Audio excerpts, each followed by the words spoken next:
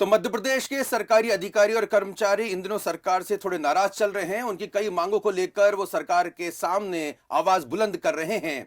आखिर वो परेशानियां क्या हैं और क्यों सरकारी मुलाजिम इस कदर सरकार से नाराज हो रहे हैं, चर्चा करेंगे। मध्य प्रदेश के सबसे बड़े सरकारी अधिकारी कर्मचारी संगठन के अध्यक्ष उदित भदौरिया जी साहब का बहुत बहुत स्वागत है। उदित जी, क्या वजह उदित जी, सरकारी नौकरी पाने के लिए तो लोग तरसते हैं, इसे राजयोग भी माना जाता है, लेकिन ये राजयोग हासिल करने के बाद भी सरकारी अधिकारी कर्मचारी जो हैं वो सरकार से क्यों नाराज हैं? सरकारी अधिकारी कर्मचारी सरकार से नाराज नहीं होते हैं।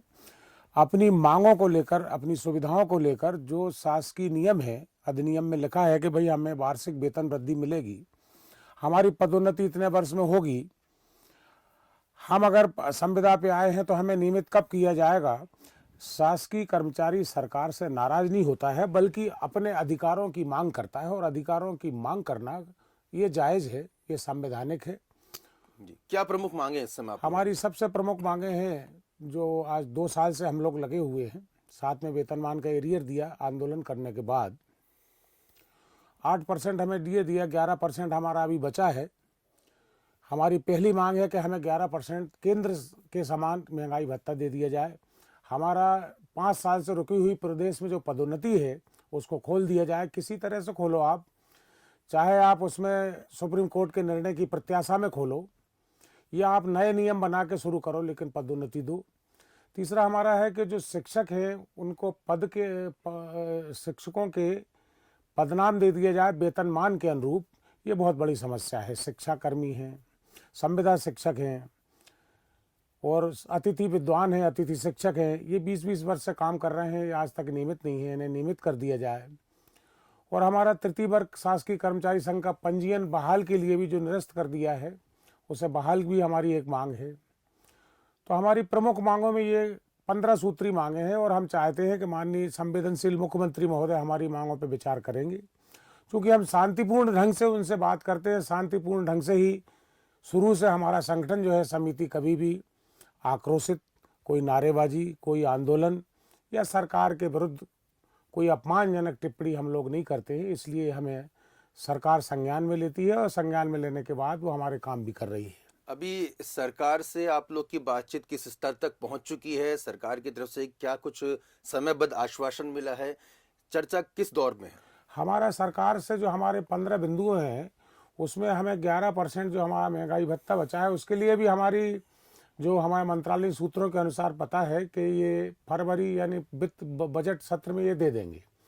उसके बाद जो पदोन्नति है उसमें नए नियम पदोन्नति के सरकार ने बना लिए हैं, वो किसी कारणवश रोक के रखे थे। अब जो आपसी द्वेष भी हो सकता है, लेकिन सरकार करेगी।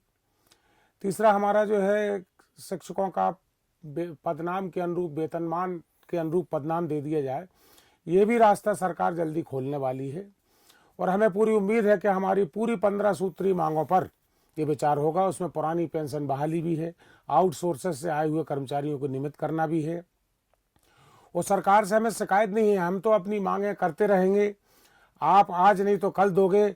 माननीय मुख्यमंत्री महोदय, माननीय हमारे मुख्य सचिव महोदय इतने संवेदनशील हैं कि हमारे जितनी भी मांगे हैं उन पर बाकायदा कार्रवाई शुरू हो जाती है। कार्रवाई डिले जरूर होती है, लेकिन काम होगा, हमें पूरी उम्मीद है।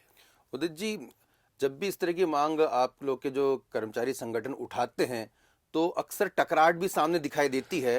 आपस में ही कर्मचारियों के अलग अलग संगठनों में ये जो है विरोधाभास दिखता है, एक दूसरे के खिलाफ बयानबाजी दिखती है, टांग खिंचाई दिखती है। ये बिल्कुल ठीक कहा आशु भाई आपने, क्योंकि कर्मचारी संगठनों में आपस में मतभेद हो सकते हैं, लेकिन सबका उद्देश्य एक ही है। कर्मचारियों की मांगे सभी का एक ही उद्देश्य है। मतभेद इसलिए हो सकता है, कुछ राजनीतिक लोग उन संगठनों में राजनीतिक रोटियां सेकने के लिए बीच में कूद पड़ते हैं, और वो हमारे भाई जो कर्मचारी नेता हैं, वो कर्मचारी राजनीति छोड़ के वो उस राजनीति में जो हमें नहीं करना चाहिए, आचरण नियम के विरुद्ध है, उसमें कूद जाते हैं। इसलिए हमारे आपस में विवाद आप लोगों को समझ में आते हैं। वैसे हम कर्मचारी संगठनों में कोई विवाद नहीं है। सभी लोगों का उद्देश्य है कि कर्मचारियों के काम होना चाहिए, सरकार से लड़ना चाहिए शांतिपूर्ण तरीके से। क्या ये विवाद की वजह कुछ राजनेता भी हैं जो कहीं ना कहीं कर्मचारी संगठनों के ऊपर अपनी मोहर लगाते हैं और कहीं ना कहीं संगठनों को राजनीतिक दलों के हिसाब से बांटा जाता है। बिल्कुल है, ये आपने बिल्कुल सही कहा। ये शायद बहुत पहले हमें मिल जाना चाहिए था, जो बीच में मिला है डीए। ये राजनीतिक लोग अपनी राजनीतिक रोटियां सेकने के लिए कर्मचारी संगठनों में कूद पड़े। उसके बाद कर्मचारी संगठनों में आने के बाद सरकार ने जब संज्ञान लिया कि इसमें राजनीतिकरण हो रहा है कर्मचारी राजनीति का, तब ये सब संगठन चुप बैठे। इसलिए हम डिले भी हुए। ये आपका कहना सही है कि कर्मचारी जो है, कर्मचारी नेता जो है, वो राजनीतिक दलों से मिलकर, या ये कहें कि राजनीतिक दल उनको अपनी रोटियां सेकवाने के लिए ले आए। ये हमने पहले भी वक्तव्य आपको दिया था, क्योंकि हम तो स्पष्ट वक्ता हैं। हमें न बीजेपी से मतलब, न कांग्रेस से, न किसी राजनीतिक दल से। हम लोग राजनीति नहीं करते हैं, राजनीति हमारा उद्देश्य भी नहीं है। हम तो सरकार के साथ हैं, जो भी सरकार हो हम उसके साथ भी हैं, लड़ेंगे भी उसी से। चलिए ठीक है, बहुत बहुत शुक्रिया भद्र जी, आपने सरकारी कर्मचारी अधिकारियों की बात जो है वो रखी है।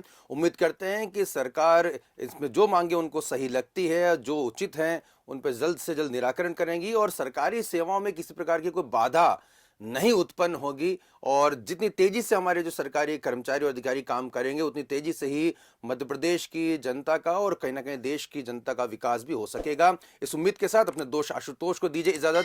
नमस्कार।